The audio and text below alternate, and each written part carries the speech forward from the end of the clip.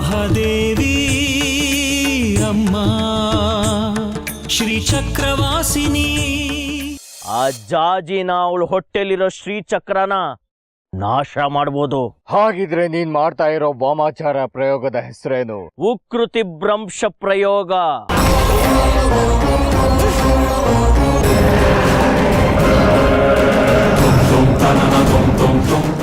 ಅದೇನೋ ಹರಿಯಂತಪುರದ ದಕ್ಷಿಣನಾಥನ ಶಿಲಾನ್ಯಾಸ ಇದೆ, ಅದಕ್ಕೆ ಆಮಂತ್ರಣ ಕೊಡಬೇಕು ಅಂತ ಬಂದಿದ್ರು. ಆದ್ರೆ ಈ ವಿಷಯ ಯಾವುದು ಹೇಳಿಲ್ವಲ್ಲ ಅವರು. ಅವಳನ್ನ ಹೊರ ಕರೀರಿ ಶಾಸ್ತ್ರಿಗಳೇ, ನಾನು ಅವಳನ್ನ ಕೇಳ್ತೀನಿ.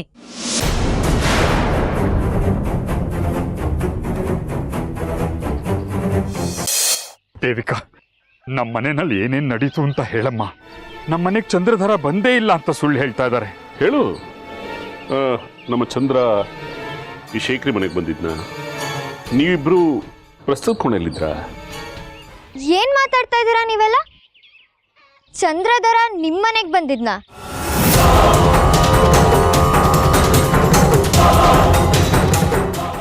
ಯಾಕೆ ಬಂದಿದ್ದ?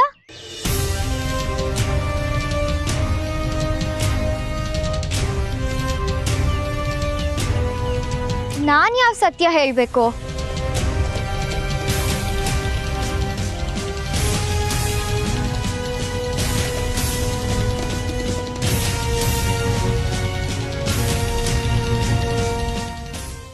ನೀವ್ ಹೇಳ್ದಂಗೆ ಶೇಖರಿ ಮನೆಯವ್ರ ಮುಂದೆ ಸುಳ್ಳು ಹೇಳಿದ್ದೀನಿ. ನಿಮ್ಮ ಅಳಿಯನ್ ಮರ್ಯಾದೆನೂ ಉಳಿಸಿದ್ದೀನಿ. ನನ್ನ ಮತ್ತೆ ಬಂಗಾರಿ ಮದ್ವೆ ಯಾವಾಗ ಮಾಡ್ತೀರಾ? ಮಾತು ಕೊಟ್ಟ ಮೇಲೆ ಮುಗೀತು ದೇವಿಕಾ, ನಿನ್ನ ಬಂಗಾರಿ ಮದ್ವೆ ಆಗತ್ತೆ. ಅದೇ ಯಾವಾಗ? ಶೀಘ್ರದಲ್ಲೇ. ನನ್ನ ಬಂಗಾರಿ ಮದ್ವೆ ಆಗ್ಬೇಕು. ಜಾಜಿನ್ ಕೊಂದಾದ್ರೂ ನಮ್ಮ ಮದ್ವೆ ಮಾಡಿಸ್ತೀನಿ ಅಂತ ಹೇಳಿದ್ದೀರಾ, ನೆನಪಿರ್ಲಿ. ಒಂದ್ ವೇಳೆ ಮಾತಿಗೆ ತಪ್ಪಿದ್ರೆ ನಿಮ್ ಮಾನ ಮರ್ಯಾದೆ ಹರಾಜಿಗೆ ಹಾಕ್ತೀನಿ. ನಿಮ್ಮನ್ನ ಬೀದಿಗೆ ತಂದು ನಿಲ್ಲಿಸ್ತೀನಿ. ಹುಷಾರ್.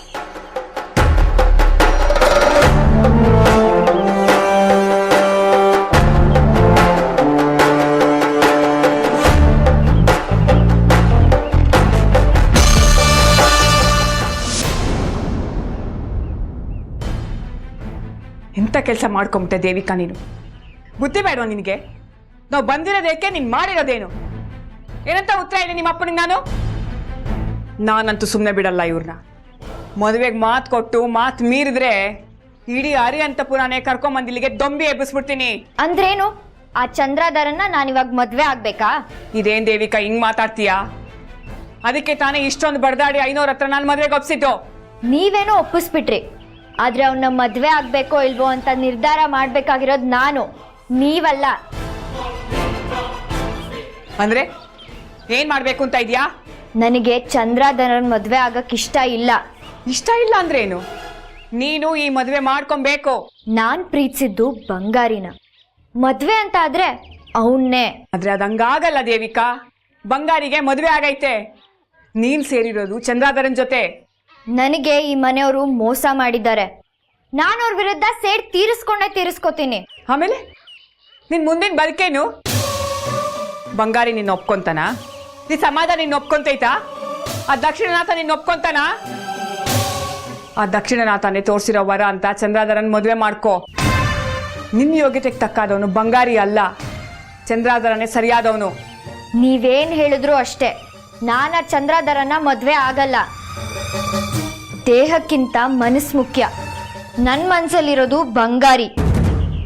ನಿನ್ ಮದ್ವೆನ ಬಂಗಾರಿ ಜೊತೆ ನಾನ್ ಮಾಡಿಸ್ತೀನಿ.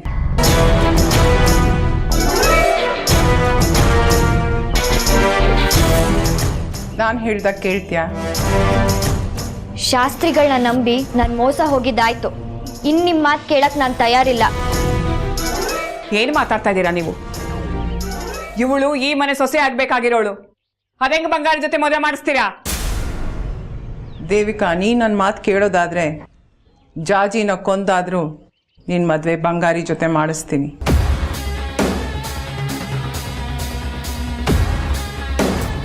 ಸರಿ, ನೀವ್ ಹೇಳ್ದಂಗೆ ಕೇಳ್ತೀನಿ.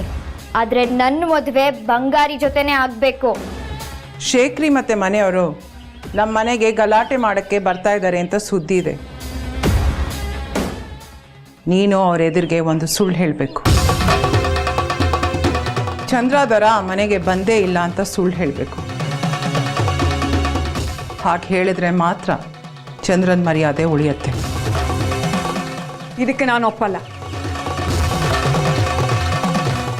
ದೇವಿಕಾ, ಇಷ್ಟುವರೆಗೂ ನಾವು ಮಾಡಿರೋ ಪಾಪಗಳು ಸಾಕು.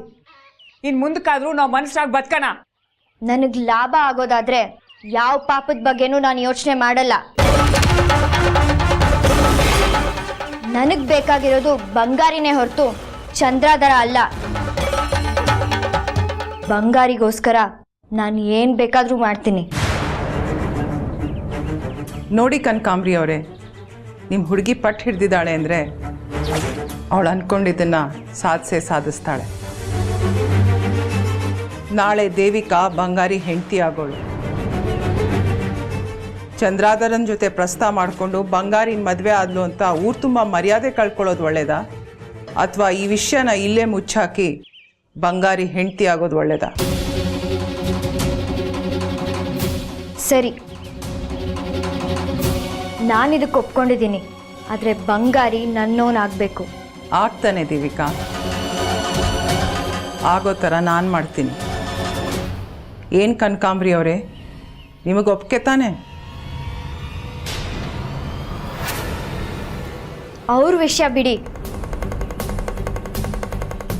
ಮುಂದೆ ಏನಾಗಬೇಕು ಅದನ್ನ ನೋಡಿ.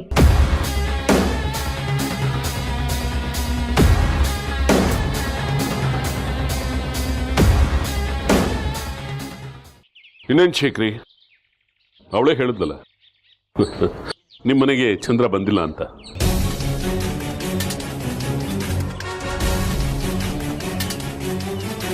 ನೋಡಿ, ನನ್ನ ಮಗನಿಂದ ನಿಮ್ಗೆ ಯಾವ ರೀತಿಯಾದ ಅನ್ಯಾಯನೂ ಆಗಿಲ್ಲ.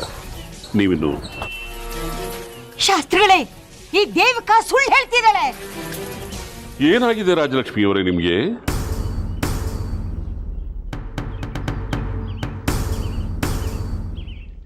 ಚಂದ್ರಾಧರ ಹೇಳ್ತಾ ಇದ್ದಾನೆ ನಾನು ನಿಮ್ಮ ಮನೆಗೆ ಬಂದಿಲ್ಲ ಅಂತ. ಅದು ಸುಳ್ಳು ಅಂತ ಹೇಳ್ತಾ ಇದ್ರ. ಸರಿ, ಆ ಹುಡುಗಿ ಬಂದು ಹೇಳ್ತಾ ಇದೆ ಇವರಿಂದ ನನ್ಗೆ ಯಾವ ಅನ್ಯಾಯನೂ ಆಗಿಲ್ಲ ಅಂತ. ಅದನ್ನೂ ಸುಳ್ಳು ಅಂತ ಹೇಳ್ತಾ ಇದ್ರ. ಅಂದ್ರೆ ಏನರ್ಥ? ನೀವು ಹೇಳೋದು ಮಾತ್ರ ನಿಜ, ಮಿಕ್ಕೆಲ್ರದು ಸುಳ್ಳು ಮಾತು ಅಂತನ?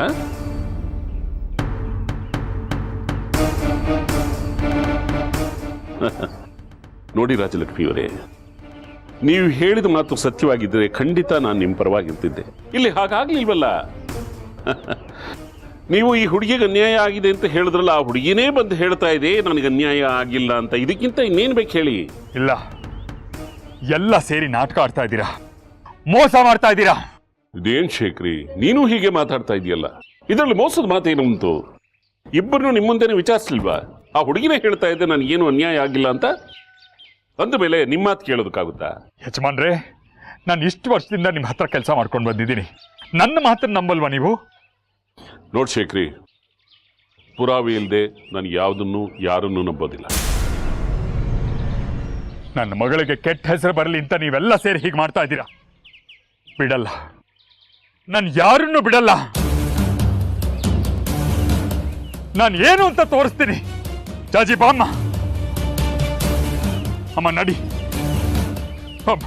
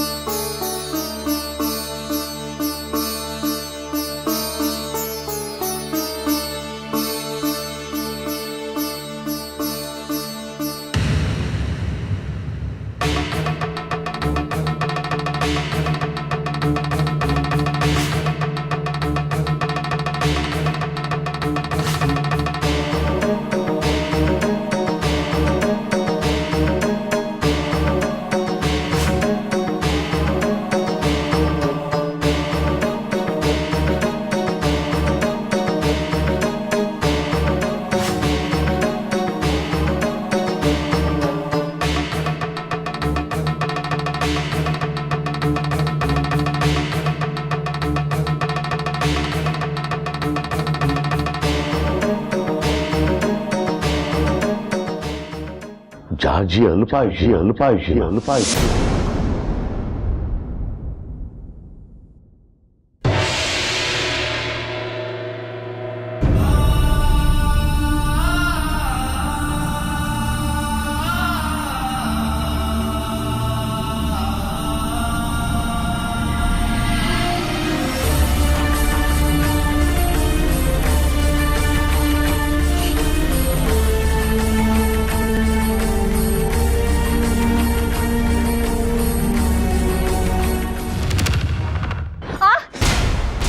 ಜಾಜಿ ಏನಾಯ್ತು ಜಾಜಿ ಏನಾಯ್ತು? ಕಾಲು ಕಣೋ. ಯಾವಾಗ್ಲೂ ಏನಾದ್ರು ಒಂದು ಮಾಡ್ಕೋತಾ ಇರ್ತೀಯ, ನೋಡ್ತಾ ಬರೋದಲ್ವೇನೆ? ನೋವಾಗ್ತಿದ್ಯಾ?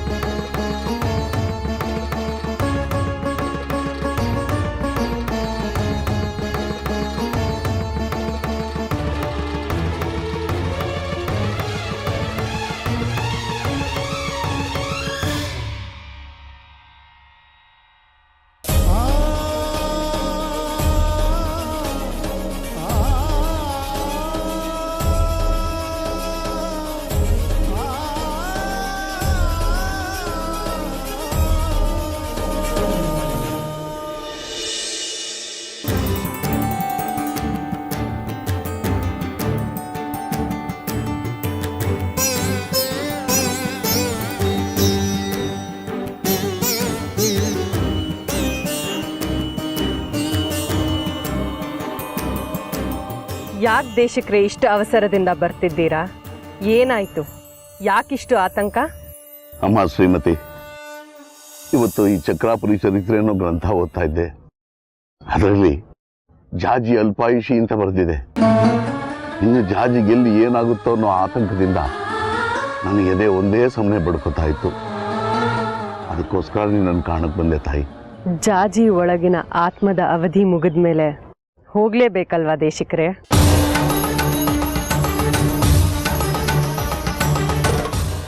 ಅಂದ್ರೆ ಜಾಜಿ ಬದುಕೋಲ್ವಾ?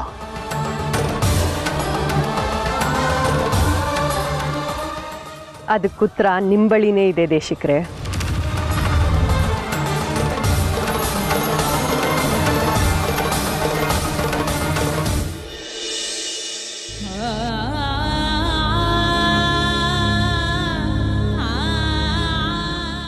ಯಾಕೆ ಹಂಗ್ ನೋಡ್ತಿದ್ಯಾ?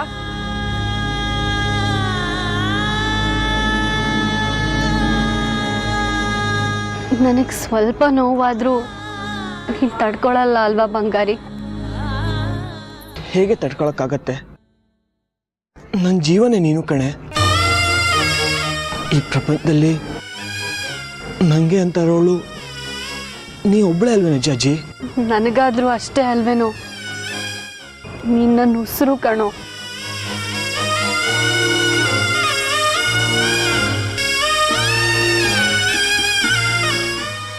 ಈ ಪುಸ್ತಕದಲ್ಲಿ ಬರೆದಿರೋ ಪ್ರಕಾರ ಸುಂದರಿ ಅಲ್ಪಾಯುಷಿ, ಅವಳಾತ್ಮನೇ ಜಾಜಿನಲ್ಲಿರೋದು. ಒಂದು ವೇಳೆ ಸುಂದರಿ ಏನಾದರೂ ಅವತ್ತು ಆ ಅವಘಡದಿಂದ ಪಾರಾಗಿ ಬದುಕಿ ಬಂದಿದ್ರು, ಇನ್ನೊಂದು ವರ್ಷದೊಳಗಡೆ ಸಾಯಲೇಬೇಕಾಗಿತ್ತು.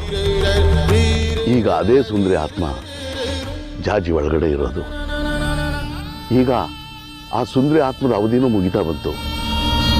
ಹಾಗಂತಂದ್ರೆ ಜಾಜಿ ನಮ್ಮನ್ನೆಲ್ಲ ಬಿಟ್ಟು ದೂರ ಹೊರಟೋಗ್ತಾಳ. ಜಾಜಿ, ನೀ ನನ್ನ ಬಿಟ್ಟೋಗಲ್ಲ ಅಲ್ವೇನೆ? ಬಿಡ್ತು ಅನ್ನೋ, ನಾನು ಯಾಕೋ ನಿನ್ನನ್ನು ಬಿಟ್ಟು ಹೋಗ್ಲಿ? ಸಾಯೋವರೆಗೂ ನಿನ್ನ ಜೊತೆಲೇ ಇರ್ತೀನಿ. ಸಾಯೋ ಮಾತಲ್ಲ ಆಡ್ಬೇಡ ಜಾಜಿ. ನೀನು ಸಾಯೋಕ್ಕಿಂತ ಮೊದಲು ನಾನು ಸಾಯ್ಬೇಕು.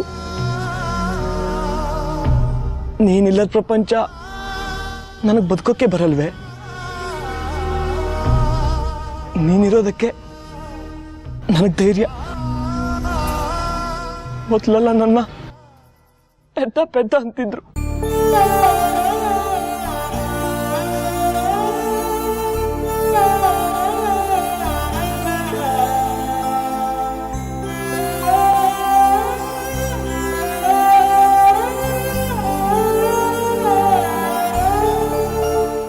ಹುಟ್ಟಿದ ಪ್ರತಿಯೊಂದು ಜೀವಿಯೂ ಸಾಯಲೇಬೇಕಲ್ವಾ? ಅದರಲ್ಲೂ ದೈವಿ ಸಂಕಲ್ಪದಿಂದ ಹುಟ್ಟಿದ ಜಾಜಿ ಅಂಥವರಂತೂ ಆದಷ್ಟು ಬೇಗ ಬಂದ ಕೆಲಸವನ್ನು ಮುಗಿಸಿ ಹಿಂದಿರುಗಲೇಬೇಕಲ್ವಾ? ಹಾಗನ್ಬೇಡಿ ಶ್ರೀಮತಿಯವರೇ. ಜಾಜಿನ ಕಳ್ಕೊಳ್ಳೋಕ್ಕೆ ನಮ್ಗೆ ಯಾರಿಗೂ ಸುತರಾಮ್ ಇಷ್ಟ ಇಲ್ಲ. ಅವಳು ತ್ರಿಪುರ ಸುಂದರಿ ಅಂಶ ಹೊಂದಿರೋಳು ಅಂತ ನಂಬಿರೋರು ನಾವು. ಅವಳು ನಮಗೆ ಕಣ್ಣು ಮುಂದೆ ಓಡಾಡ್ಕೊಂಡಿದ್ರೆ ಅಷ್ಟೇ ಸಾಕು. ಆ ಪುಣ್ಯದಿಂದ ನಮ್ಮನ್ನು ದೂರ ಮಾಡಬೇಡಿ. ದೂರ ಮಾಡೋಕ್ಕೆ ನಾನ್ಯಾರು? ಎಲ್ಲ ಅವಳ ಸಂಕಲ್ಪ.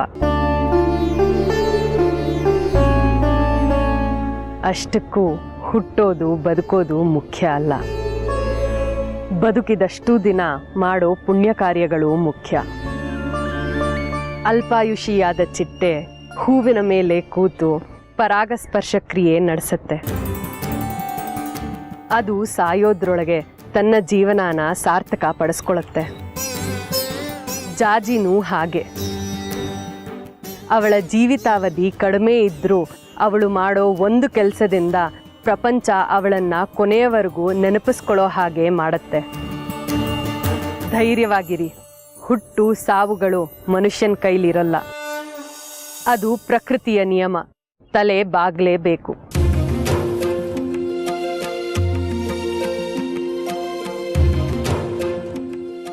ನೀ ನನ್ನ ಬದುಕಿ ಬಂದ್ಮೇಲೆ ನನ್ನ ಜೀವನ ಬದಲಾಗೋಯ್ತು. ಮೊದಲಿಗಿಂತ ಹೆಚ್ಚು ಧೈರ್ಯ ಬಂದಿದೆ. ನೀನಿದ್ರೆ ಮಾತ್ರ ನಾನಲ್ಲಿರೋದು. ನೀನಲ್ಲಿಲ್ಲ ಅಂದ್ರೆ ನಾನು ಇರಲ್ಲ. ನೀನ್ ಎಲ್ಗೋಗ್ತೀಯೋ ಅಲ್ಲಿಗೆ ಬಂದ್ಬಿಡ್ತೀನಿ. ಅಯ್ಯೋ ಪೆದ್ರಾಮ, ನಿನ್ನನ್ನು ಬಿಟ್ಟು ನಾನು ಎಲ್ಲೂ ಹೋಗಲ್ವೋ? ಯಾಕೆ ಗೋಳಾಡ್ತಿದ್ಯಾ? ಯಾಕೆಷ್ಟು ಬೇಜಾರು ಮಾಡ್ಕೊಳ್ತೀಯಾ? ಚಾಚಿ, ನೀನು ಎಲ್ಲಿ ಹೋಗೋದಾದ್ರೂ ನಾನು ಕರ್ಕೊಂಡು ಹೋಗ್ತೀಯಲ್ವಾ? ಬದುಕಿರೋವಾಗ್ಲೂ ಸಾಯೋವಾಗ್ಲೂ.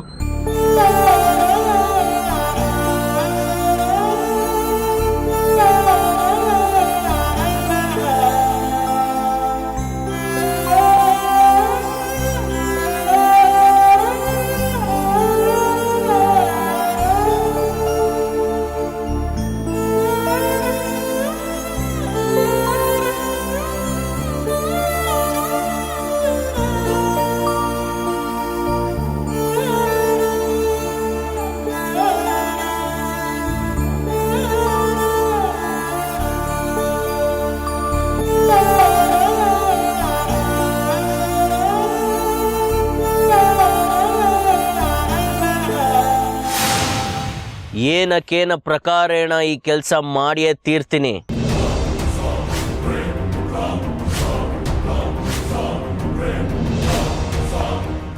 ಈ ಪ್ರಯೋಗದಲ್ಲಿ ನಾನು ಗೆದ್ರೆ ಜಾಜಿ ಸಾಯ್ತಾಳೆ.